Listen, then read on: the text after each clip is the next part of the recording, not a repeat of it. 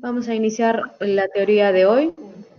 Quien les habla es la doctora Milagros Ibáñez Cabañas, jefa del Departamento de Neurología del Hospital Central de la Policía. Doctores, ¿me escuchan por favor para iniciar ya la clase?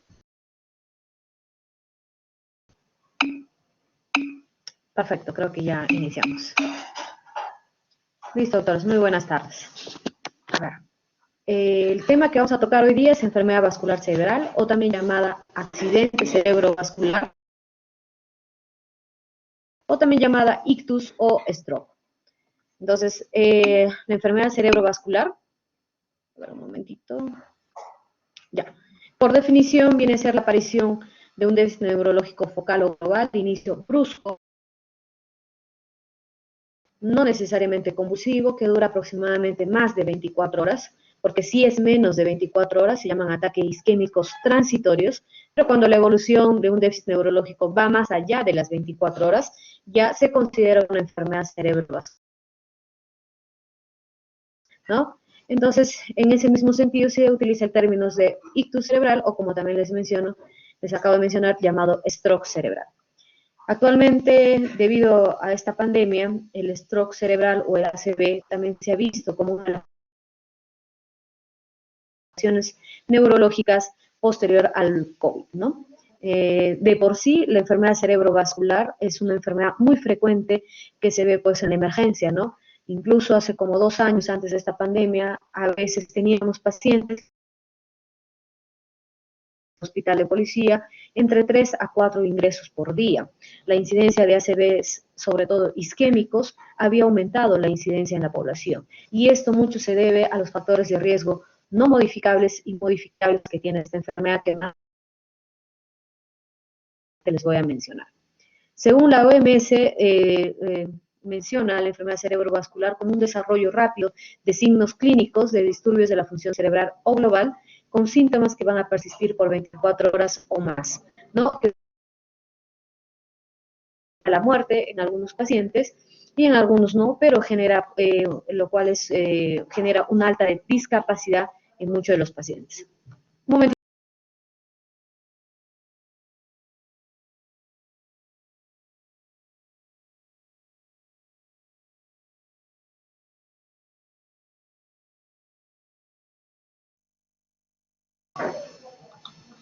Hablando en aproximación en cuanto a los pacientes, se habla de que 15 millones de personas fueron diagnosticadas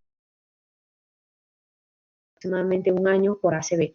De esta cantidad, aproximadamente 5 millones mueren en el año y otros 5 millones quedan con una discapacidad permanente. Actualmente también debido a esta pandemia, muchos están quedando con discapacidad debido a la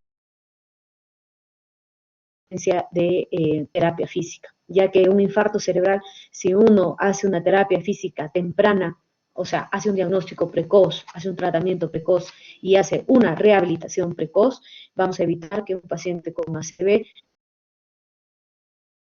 de las formas ya sea isquémico o hemorrágico, lleve a una discapacidad permanente. Hablamos de discapacidad en lo que es,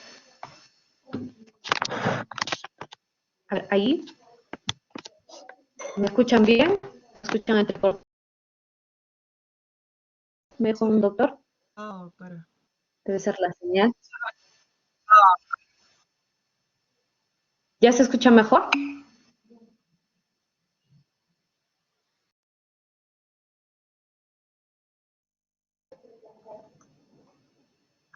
Ahí se escucha mejor.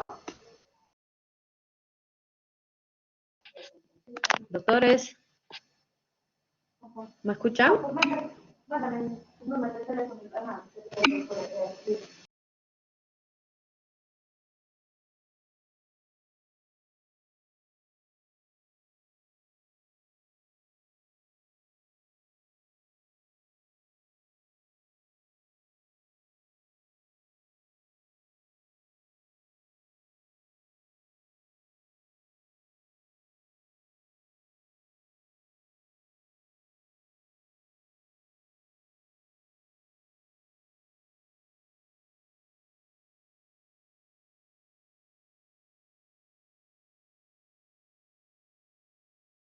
vamos a evitar que tenga pues una discapacidad, ¿no? Como les mencioné, la discapacidad uno habla de un infarto ya sea isquémico o hemorrágico cuando pasa más allá de los 6 meses. Vale decir, yo me enfermo hoy día de una enfermedad cerebrovascular de cualquier tipo, ya sea isquémico o hemorrágico, hago mi terapia física dentro de los 6 meses, me puedo lograr recuperar.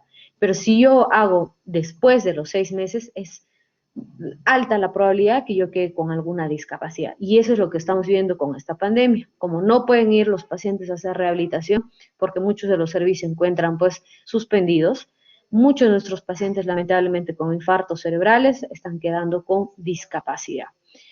Bueno, antes de la pandemia, muchos de los pacientes también están hospitalizados, se les hace una terapia física, pero muchos abandonan la terapia física, ya sea por costos o por desplazamiento, ¿no? Por ejemplo, el hospital de policía es gratuito, pero desplazar a un paciente con una discapacidad, a veces pues viven por ventanilla, viven pues en lugares alejados en los cuales pues no vienen a hacer su terapia física, y una terapia para un paciente con un ACV tiene que ser diario, luego interdiario, luego cada 2 días, cada 3 días, ¿no?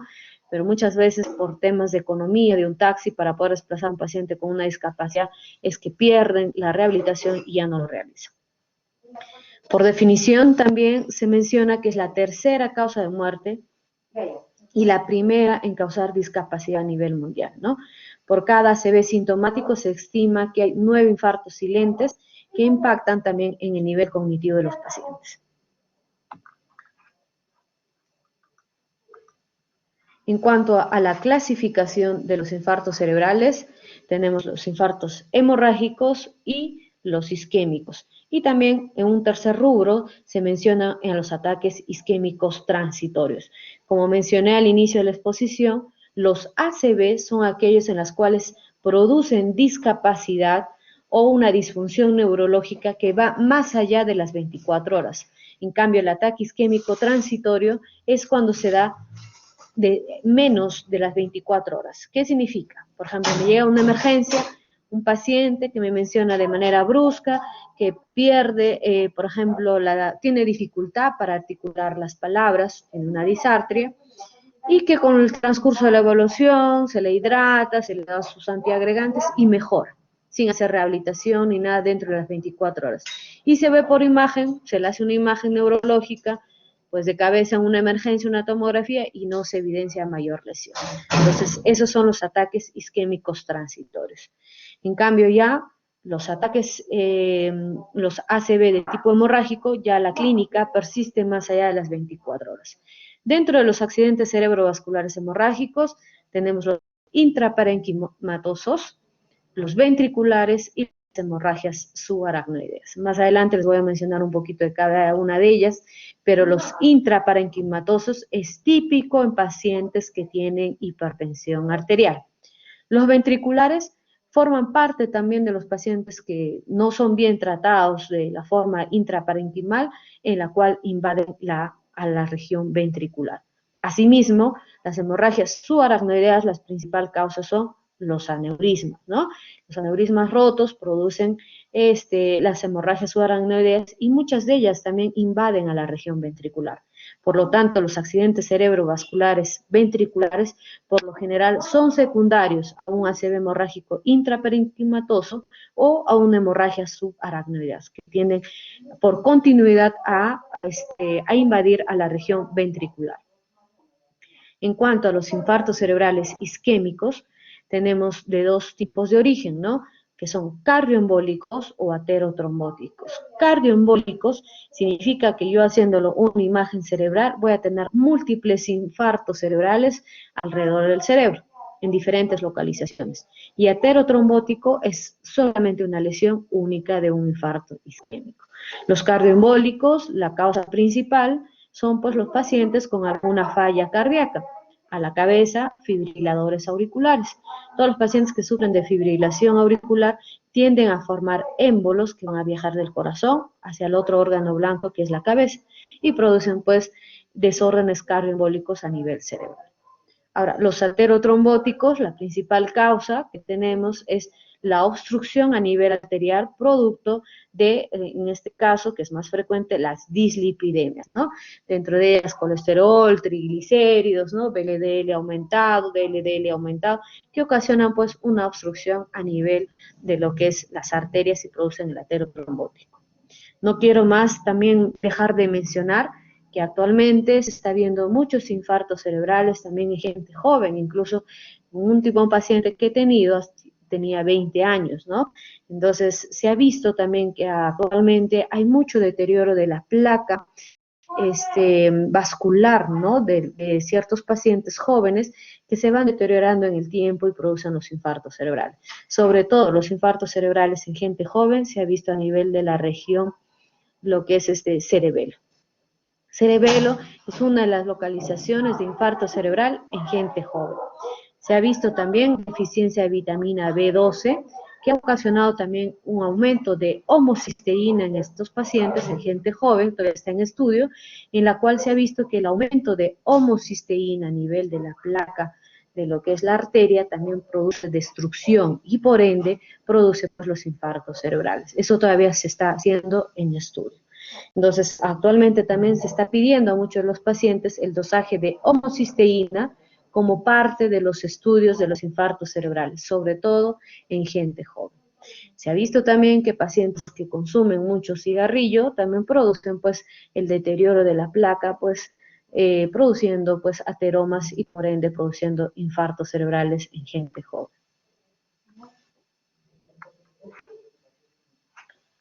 En otra clasificación, esta enfermedad cerebrovascular, como mencioné, se dividen en dos grandes rubros, ¿no? La isquémica y la hemorrágica. Dentro de la isquémica puede ser global, porque ese es cuando ya es un infarto maligno, y focal, cuando tenemos un infarto cerebral de tipo ya sea aterotrombótico, cardioembólico, lacunar. Lacunar es cuando el infarto se produce en una arteria menor a 22 milímetros. Esos son los infartos lacunares, o conocidos también como las microinfartos cerebrales, que muchas veces uno pide por casualidad a un paciente, por ejemplo, que tiene antecedente de diabetes, que tiene antecedente de hipertensión, y uno se queda sorprendido en las imágenes cerebrales, sobre todo por resonancia, cuando ve múltiples imágenes, microinfartos a nivel sobre todo de la sustancia blanca y productos de microinfartos lacunares, que es propio de los antecedentes patológicos. Por ejemplo, me llega un paciente a la consulta, doctora, me he hecho este examen porque tengo mucho dolor de cabeza. Yo veo su imagen y veo estos microinfartos cerebrales.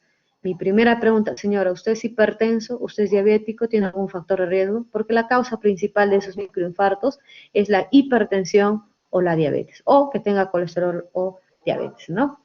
Entonces, y hay de causa indeterminada, de causa rara, que la verdad que se busca, los antecedentes es limpio, no fuma, no toma, entonces no es obeso, entonces son de causa indeterminada y no sabemos cuál es el origen de los infartos cerebrales, ¿no? Actualmente también hay una enfermedad que se conoce como CADASIL, que significa una enfermedad, un infarto isquémico, en la cual se produce en toda una familia y se va anticipando. Quiere decir que, por ejemplo, tengo a mis papás que les dio infarto cerebral, luego me da infarto a mí y luego lo va a dar a mis hijos, y es toda una cadena de toda una familia que van haciendo infartos cerebrales asociados a estados migrañosos, que es un antecedente familiar de infartos cerebrales, en la cual hasta ahora se habla de un componente genético para esta enfermedad, pero no se ha demostrado mucho. Se habla de una alteración a nivel del gen NOTCH3, en la cual se ha visto que generalmente esas familias van a tener, ¿no?, en todas las generaciones algún familiar en la cual va a tener un infarto cerebral. Entonces es la otra clasificación que estamos utilizando ahora también dentro de los infartos cerebrales isquémicos, que es la enfermedad de CADASIL. Ahora, en cuanto a lo que es focal, también, como les mencioné, el otro gran rubro son los ataques isquémicos transitorios, en la cual hace déficit neurológico de cualquier tipo, pero que dura menos de 24 horas, ¿no? Y el paciente se recupera. Pero un ataque isquémico transitorio, también hay un síndrome que acá se está ahora mencionando, se llama el síndrome de la cápsula interna. ¿Qué significa? Que hoy me da un ataque isquémico transitorio, me recupero, pasa 2, 3 días, me vuelve otra vez a dar un ataque isquémico transitorio, me vuelvo a recuperar, me vuelve a dar, y en una quinta o cuarta oportunidad, yo ya me toman una placa, en las anteriores me sale normal y ya me sale un infarto a nivel de la cápsula interna. Entonces es el síndrome de cápsula interna, en la cual un paciente tiene sucesivos eventos de ataques isquémicos transitorios y a la final llega a ser ya un evento pues vascular que se evidencia a través de una imagen cerebral.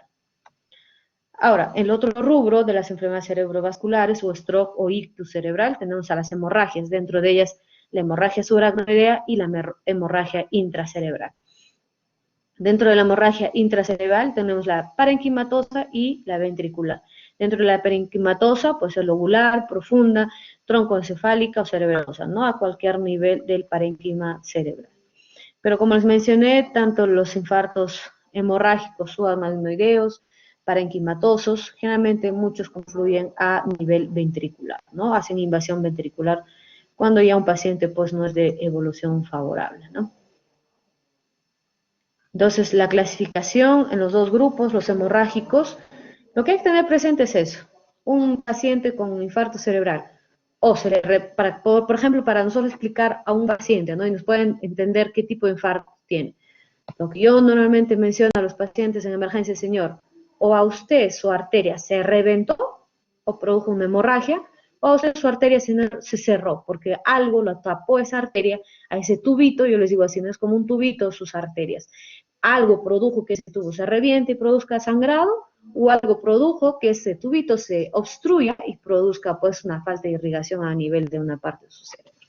Entonces, como ahí mencionan, ¿no? Hemorrágicos, cuando hay una ruptura de una arteria dentro del cerebro, provocando una hemorragia y dañando el sector donde ocurre, ¿no?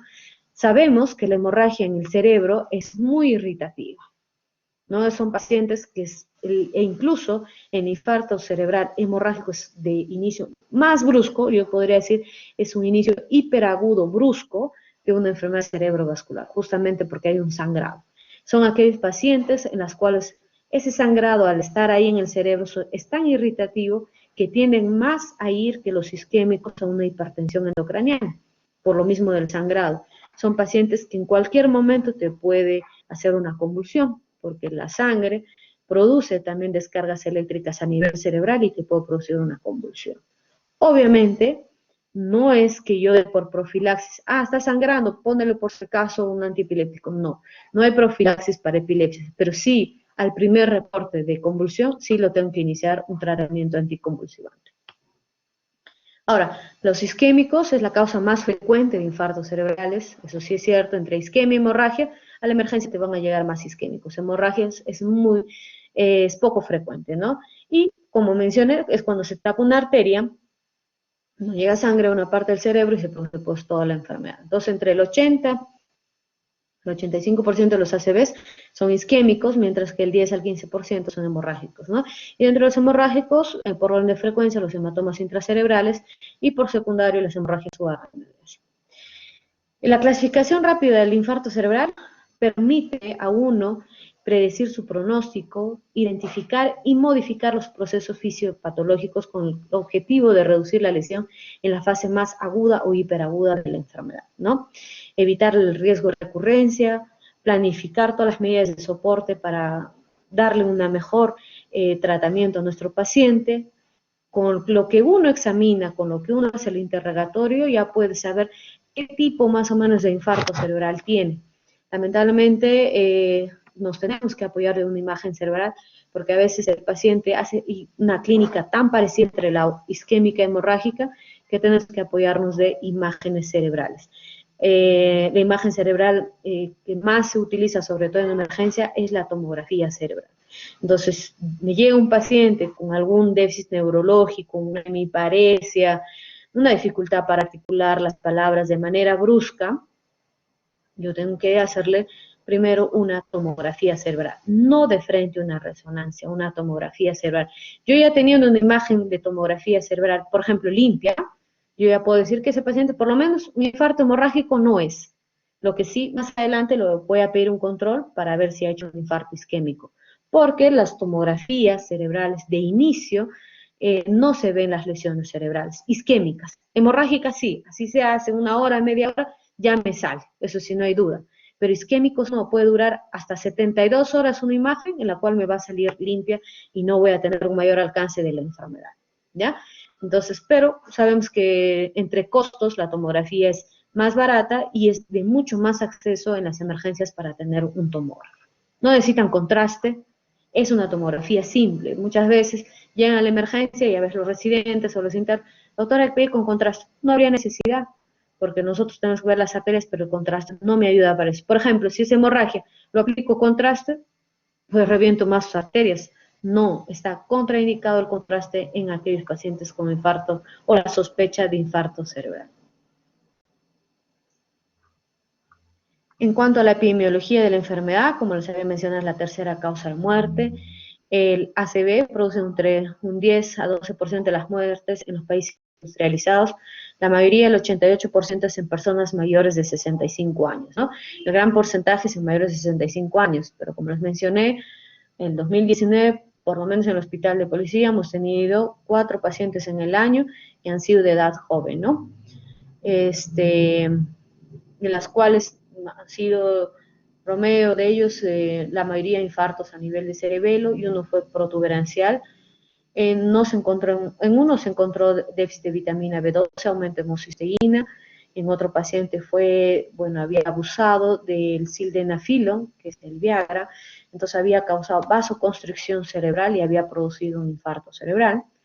Y la otra causa fue de un paciente que, o sea, a la final se descubrió que era un cadacil, tenía 21 años, y se descubrió que su papá, su abuelo, sus tíos, todos les había dado infarto cerebral, ¿ya? Entonces, tenemos el infarto cerebral de esas causas en pacientes jóvenes. El riesgo de ACV es mayor en hombres que en mujeres, aunque existe la posibilidad de muerte entre el 16 y el 8% en aquellos pacientes, ¿no? Pero el ACV se ve más en hombres que en mujeres. El ACV puede ser recurrente, sí. Un paciente que da ACV, por ejemplo, hoy, de acá nadie más puede saber si más adelante va a tener otro infarto cerebral dentro de los 5 años. Incluso hay un porcentaje del 39% dentro de los 10 años que puede producir el infarto cerebral.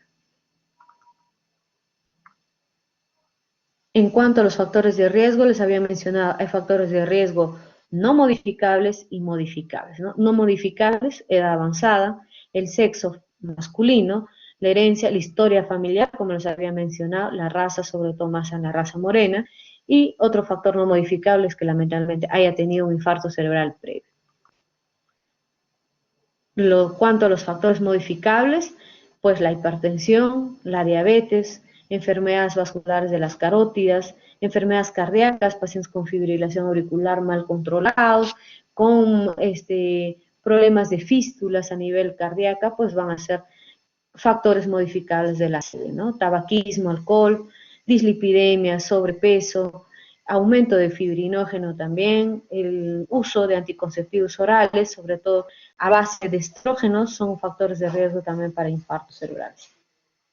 Y la dieta alta en sal también produce los infartos cerebrales, ¿no? Esto básicamente en cuanto a los infartos cerebrales isquémicos más que todo, ¿no?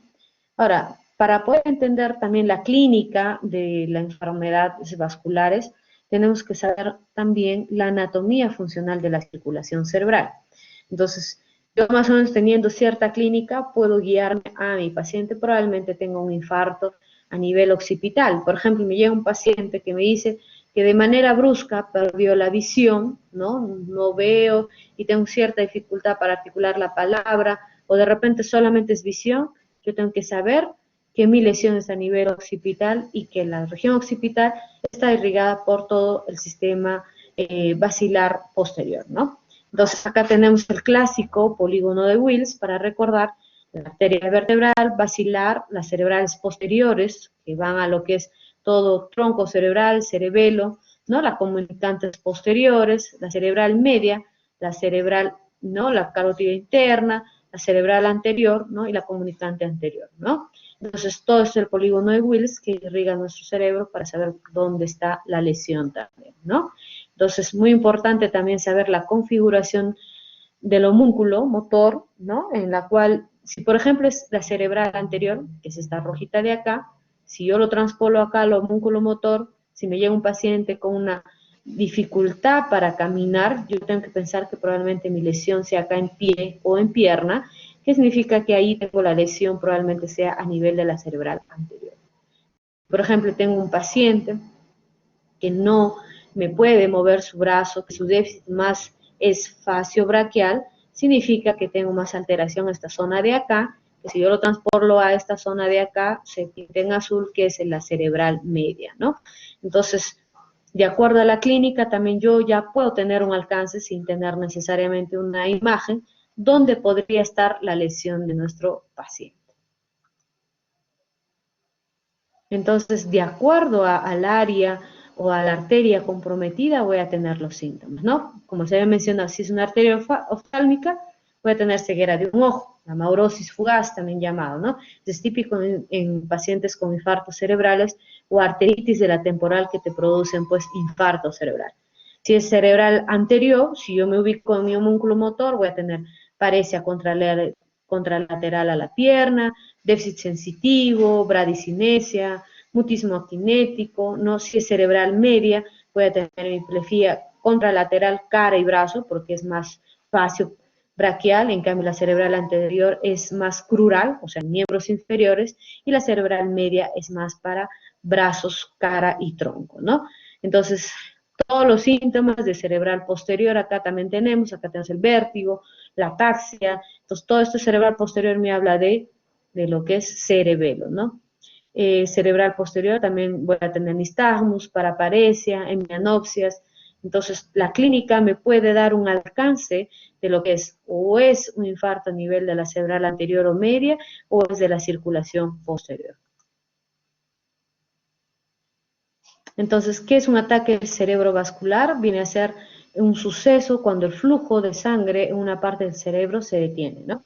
Si el flujo sanguíneo se detiene por un tiempo determinado, segundos, minutos o horas, el cerebro pues y empieza a tener disminución del oxígeno, las células cerebrales empiezan a morir, entonces se genera pues el estrés oxidativo produciendo el daño permanente a nivel cerebral. Entonces, volviendo a repetir, ¿qué tipos de infarto cerebral tenemos? Los isquémicos o los hemorrágicos, ¿no? Isquémicos cuando un vaso cerebral pues se cierra, se ve bloqueada, ¿no? Y los hemorrágicos es cuando hay una debilidad del vaso arterial, se rompe y por ende produce sangrado cerebral, ¿no?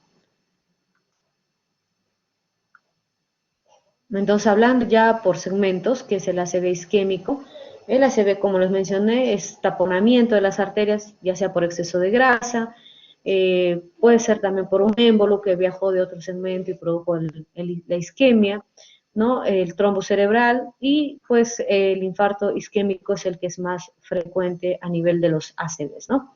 Entonces, dentro de los ACV isquémicos, como lo mencioné, existen los tres tipos, trombóticos, embólicos y lacunares, y van a representar pues el 88% de lo que es los ACVs. Ahora, cuando es aterotrombótico, como les había mencionado, es cuando se produce una sola lesión porque solamente se interrumpe un vaso arterial. En cambio, cuando es embólico, como ustedes podrán ver, se ha destruido, se ha taponeado 3 vasos arteriales. Son realmente los cardioembólicos, son imágenes mucho más grandes y son múltiples, ¿no? Bueno, acá en la imagen no se ve, pero por lo general se puede ver acá una imagen, otra más acá. Los embólicos producen así émbolos a diferentes partes cerebrales. Y bueno, el sangrado que cerebral y esos son en los ACVs hemorrágicos en la cual ya se revienta la arteria. En cuanto a la fisiopatología del ACV isquémico, normalmente el cerebro, el flujo sanguíneo cerebral es normalmente 50 a 55 mililitros de oxigenación del flujo sanguíneo cerebral normal. Pero ¿qué pasa si uno empieza a tener un infarto cerebral? Va cayendo este flujo sanguíneo cerebral, entonces va pasando a 25, ¿no? A 20, a 15, mientras más sea la zona de penumbra, mientras más baje el flujo sanguíneo cerebral, se va a producir lo que es la muerte neuronal y por ende el infarto cerebral. Es más, el flujo sanguíneo cerebral, Cuando empieza a disminuir, acá vemos una zona que se llama área de penumbra. Significa, por ejemplo, a mí me llevan a la emergencia, ya empiezo a tener acá ya síntomas neurológicos y que en el transcurso de las horas incluso me puede complicar. ¿Por qué? Porque mi flujo sanguíneo cerebral va bajando en las horas, incluso hasta en 2 o 3 días. Realmente los infartos cerebrales pueden evolucionar dentro de las 72 horas, puede esa zona de penumbra, como que yo me puedo quedar acá, mi flujo sanguíneo cerebral en 25, o como puedo evolucionar hacia acá, causando ya muerte neuronal, y de lo que tenía un infarto de repente muy circular o muy compacto, pequeño, con esta zona de penumbra, más adelante me hace un control de imagen y está más grande la lesión. Entonces, siempre un infarto cerebral se sugiere tener una imagen de control a posterior y obviamente todo paciente con infarto cerebral tiene que ser evaluado todos los días. Es más, se hace una evaluación mañana y noche cada 12 horas para ver la evolución del paciente. Si la evolución del paciente es tórpida, va avanzando su déficit neurológico, significa que esta área de penumbra está bajando más su flujo sanguíneo cerebral y se está aumentando más mi infarto cerebral. ¿Ya?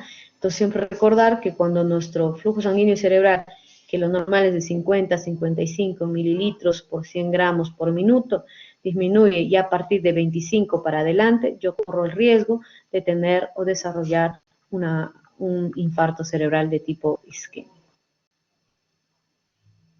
Entonces, acá en resumen, el flujo sanguíneo cerebral promedio es de 50 mililitros por 100 gramos de tejido por minuto.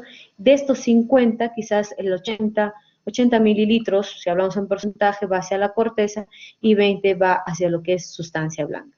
Si ya mi flujo sanguíneo cerebral baja ya a partir de los 30, ya hay pues disfunción eléctrica celular, las células nerviosas ya pierden su función operativa, entonces, y hay un desgaste energético, ¿no? En la cual ya se va deteriorando un paciente y puede ir desarrollando el infarto cerebral, ¿no?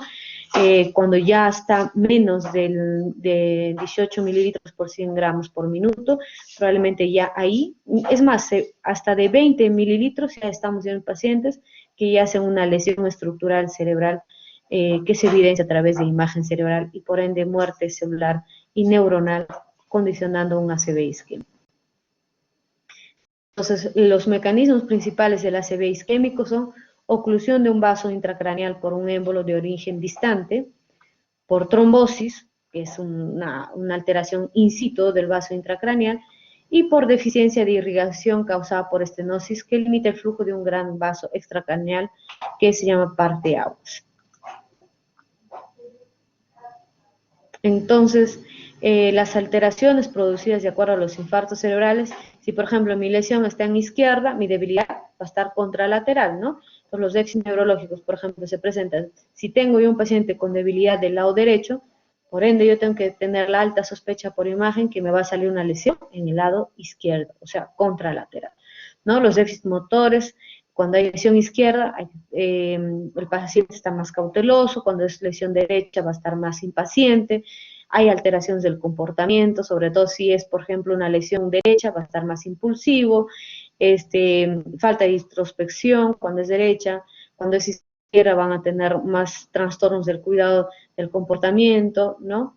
Y perceptiva a través de lesión izquierda cuando vamos a tener una fascia receptiva, y lesiones derecha cuando hay problemas de relaciones espaciales, ¿no? No se ubican en tiempo, espacio y persona, ¿no? Entonces, mucho va a depender del área de la lesión y de a qué parte de su cerebro, es derecha o izquierda, para tener la clínica.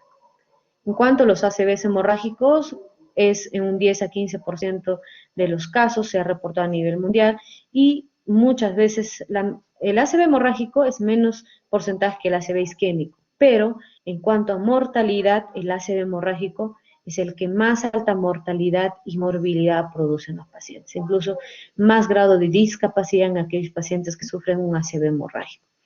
El 38% tiene una sobrevida al año. La hemorragia subaracnoidea es el factor de riesgo más asociado al ACV hemorrágico, y su localización más frecuente del ACV hemorrágico son los ganglios basales. La causa de que sea más en los ganglios basales, la causa más frecuente es la hipertensión. Entonces, el ACV hemorrágico intraparenquimatoso es la que les hablaba, es la más frecuente y por lo general es causada por la hipertensión arterial, ¿no? Mal controlada. Lamentablemente la hipertensión, al ser una enfermedad muchas veces silente, muchos de los pacientes llegan a la emergencia sin saber que han sido hipertensos y en la cual pues cuando ya se le hace una imagen cerebral se ve una hemorragia cerebral intraparenquimatosa a nivel de ganglios basales y recién ahí el paciente descubre o se da cuenta que él ha tenido el antecedente de hipertensión arterial. O probablemente como si un paciente que era hipertenso, pero como no le causó mayor molestia la hipertensión, abandonó su tratamiento, al abandonar su tratamiento hizo un pico de hipertensión y le produjo un ACV hemorrágico intraparenquimatoso. En realidad, entre isquémico y hemorrágico, la hemorragia es una emergencia médica, ¿no? Más que el isquémico, porque puede, en los transcurso de la hora, ese intraparenquimatoso, como les mencioné, puede ir a intraventricular, taponear los ventrículos y producir la hipertensión endocraniana y por ende la muerte. Entonces, es más una hemorragia, más una emergencia médica los accidentes cerebrovasculares hemorrágicos que los isquémicos. Y el manejo en los pacientes es muy crucial porque, sobre todo en las primeras horas, porque hay que ver si es un paciente que está evolucionando lamentablemente desfavorable, incluso tenemos que entrar y trabajar a la mano con neurocirugía para poner válvulas de liberación ventrículo-peritoneal para evitar que ese sangrado vaya invadiendo los ventrículos y produzca la hipertensión endocraniana. Entonces, muchas veces un ACV hemorrágico tiende a ir pues a las cirugías, ¿no? Entonces, y más del 20% de los pacientes pueden tener un deterioro, una disminución del Glasgow en 2 o más puntos, ¿no? Además, el 15 al 23% van a desarrollar deterioro continuo durante las primeras horas después de la llegada al hospital. Y como les mencioné, muchos de estos pacientes evolucionan ya sea a las convulsiones, al deterioro neurológico mucho más rápido o mucho más fuerte con un ACV isquémico. Y muchos van incluso a la cirugía, ¿no? La etiología, como les mencioné, a la cabeza, hipertensión arterial, ¿no? Es la causa más frecuente. Luego tenemos las malformaciones vasculares, a la cabeza aneurisma, angiopatías amiloides, tratamiento con anticoagulantes, ¿no? A veces en exceso, o pacientes mal controlados cuando toman inadecuadamente la warfarina, también producen pues ACV hemorrágico. O muchas veces hemos tenido pacientes que les encanta tomar aspirina, tienen un dolor de cabeza, toma tu aspirina, cosa que nosotros como neurólogos no indicamos para el dolor de cabeza la aspirina. Entonces, ¿por qué? Porque la aspirina sabemos que es gastrolesivo y a la vez puede producir también hemorragia cerebral. Entonces, no es de indicación dar así nomás la aspirina, ¿no? Los tumores cerebrales son otra causa de hemorragia cerebral, infección a nivel del sistema nervioso central, vasculitis, displasias sanguíneas, drogas, cocaína y anfetaminas producen también ACVs de causa hemorrágica, ¿no? Entonces, la fisiopatología es una ruptura del vaso sanguíneo, ¿no? Una pérdida de la permeabilidad de lo que es el parénquima cerebral, por ende aumenta la presión intracraneal, causando pues daño celular de la corteza y por ende produciendo pues lesión a nivel celular, produciendo muerte cerebral y causando el infarto hemorrágico. Entonces, en cuanto a la fisiopatología, se habla de 3 fases. La primera es una hemorragia inicial, la segunda es cómo se ya invade, ¿no? La expansión del hematoma, incluso llegando a la región intraventricular, produciendo el edema perihematoma. Entonces, la hemorragia inicial es ocasionada por la ruptura de las arterias cerebrales, posteriormente se invade ese sangrado hacia todo el espacio subaracnoideo, aumenta la presión arterial, aumenta lo que es la hipertensión endocraniana cuando llega hacia los ventrículos, y también hay una obstrucción del flujo sanguíneo venoso. Entonces también hay un aumento de la liberación de tromboplasmina, causando también coagulopatías adicional a este evento hemorrágico. Entonces son pacientes que muy rápido se descompensan, muy rápido evolucionan a mal pronóstico, ¿no? Entonces, por cada 30 milímetros de aumento de hematoma, hay un aumento de porcentaje de muerte del paciente, ¿no? El edema en perihematoma, la etiología primaria, ocasiona pues un deterioro neurológico y el 40% de la hemorragia se extiende, como se había mencionado, a los ventrículos, cerebrales y por ende causando la hemorragia intraventricular, ¿no? Y muchas de esas hemorragias intraventriculares dentro de las 2 horas pueden aumentar a una hemorragia hipertensiva, en la cual hay que actuar pues dentro de las 24 horas cuando es una hemorragia hipertensiva sobre todo. El diagnóstico para los infartos cerebrales es muy importante la historia clínica, el antecedente epidemiológico, el antecedente de hipertensión, de diabetes.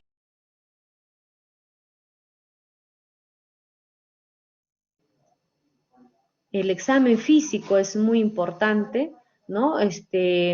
Ver, ¿no? Si es más, atacó la pierna, si más atacó el habla, si más atacó la vía ocular, ¿no? Y el laboratorio también, porque a veces, como les mencioné, muchos pacientes no saben que son diabéticos, no saben que han tenido antecedentes de dislipidemia, entonces es importante también hacer los exámenes de laboratorio. Y sobre todo, y el más importante, hacer las neuroimágenes, como les mencioné, dentro de ellas la tomografía cerebral. Entonces, los síntomas son los que nos van a mencionar o nos van a dar la clínica, ¿no?, de un infarto cerebral. Si nos llega un paciente, por ejemplo, que tiene disminución de fuerza de las 2 piernas, para mí ya no es un infarto cerebral, porque eso te habla ya de una lesión periférica o medular. Pero si me llega un paciente con parálisis de un brazo, de una pierna, de un lado de la cara o cualquiera, ya sea derecha o izquierda, si es en mi cuerpo, significa que ya estoy ante una gran sospecha que sea un infarto cerebral. Los infartos cerebrales son de inicio brusco, de curso progresivo. Muchos de los infartos cerebrales se asocian también a hormigueo, a alteración de la sensibilidad, sobre todo los infartos que atacan a nivel talámico. Los infartos a nivel de los ganglios de tipo talámico, a nivel cerebral, producen dolor y adormecimiento, ¿no? Cambios en la visión, ya sabes que puede ser más alteración a nivel de la circulación posterior, la rama oftálmica. Lenguaje, tenemos que evaluar lenguaje, ya sea puede tener una afasia también, ¿no?, de Broca o de Wernicke, puede tener disartria, ¿no? Entonces todo eso hay que evaluar en lo que es el lenguaje, ¿no? No solamente es hablado, sino también el lenguaje escrito, entonces muchas personas pierden la capacidad de poder escribir, ¿no? Dificultad para deglutir, pérdida de la memoria, muchos pacientes se llegan a la emergencia, ¿no? Entonces, la anamnesis muchas veces en los pacientes con infarto cerebral tiene que ser indirecto, significa con los familiares. El vértigo, generalmente paciente que te llega con alteración del equilibrio, ¿no? Es paciente que probablemente que tiene una alteración a nivel de cerebelo, ¿no? Te llega con nistagmus, no puede caminar bien, entonces eso es típico de los pacientes con a nivel cerebral.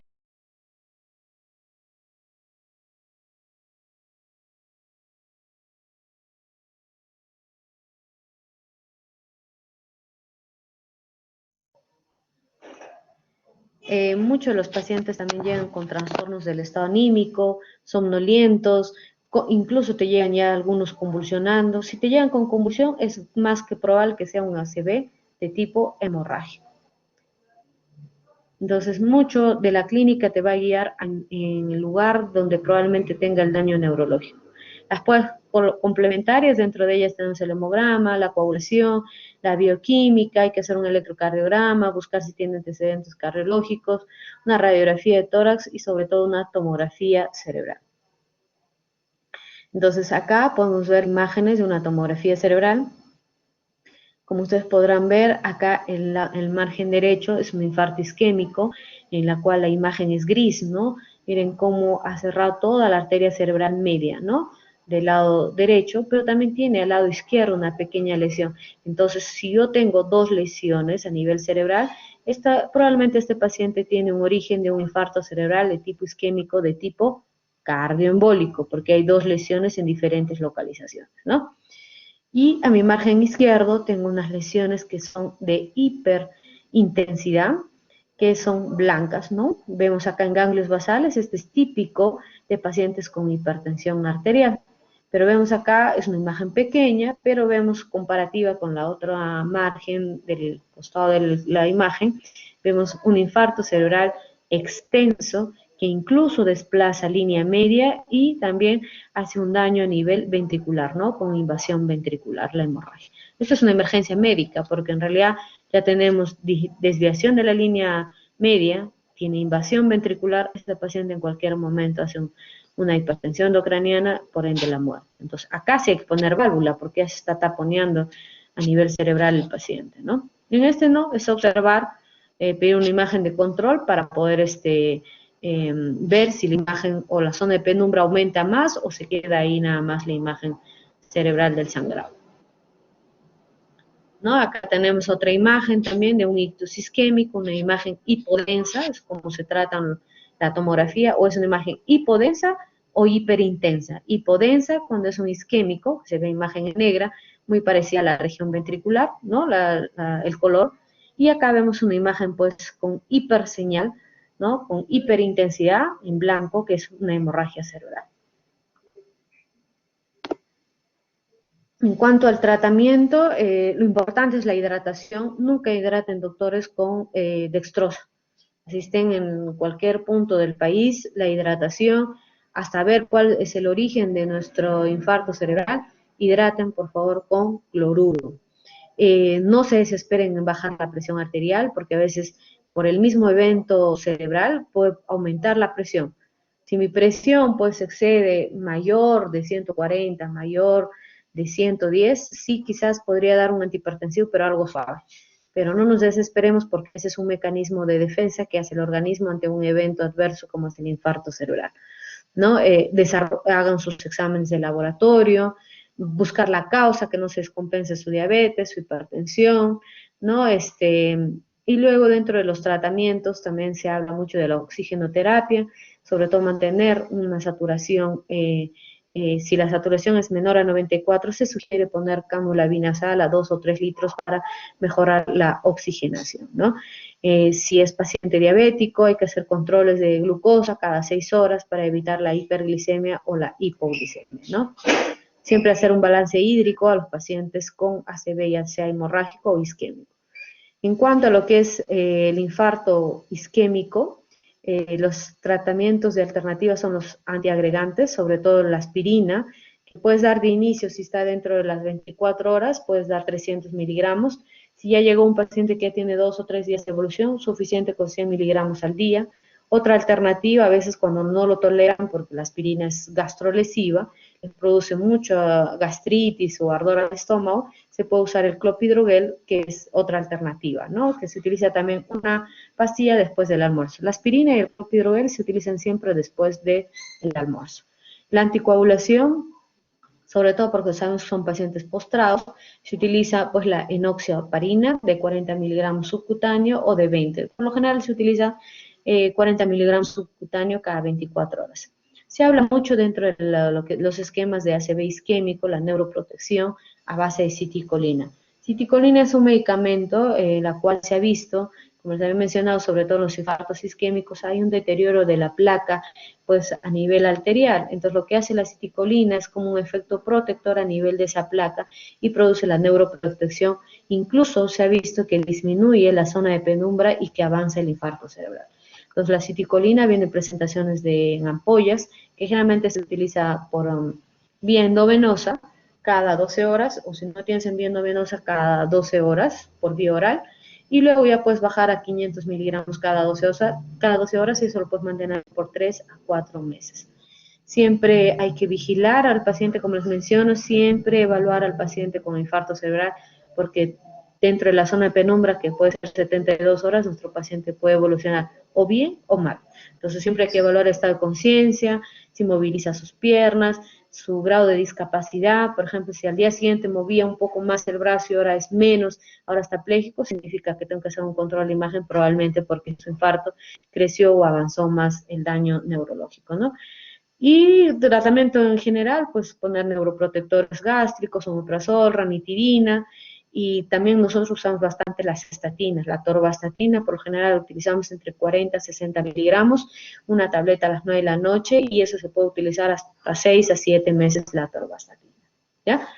Entonces, eso en cuanto al tratamiento. En cuanto al tratamiento de los ACVs hemorrágicos, realmente un ACV hemorrágico solamente se da neuroprotección y observación, ¿no? Y tratar la causa. Si es diabético, das algo para la diabetes. Si es hipertenso, das algo para la hipertensión. Después, algún tratamiento no se antiagrega, produces más sangrado, no se utiliza enoxaparina, entonces solamente es neuroprotección en los ACV hemorrágicos. Listo, doctores, eso sería toda la clase. ¿Alguna pregunta, por favor?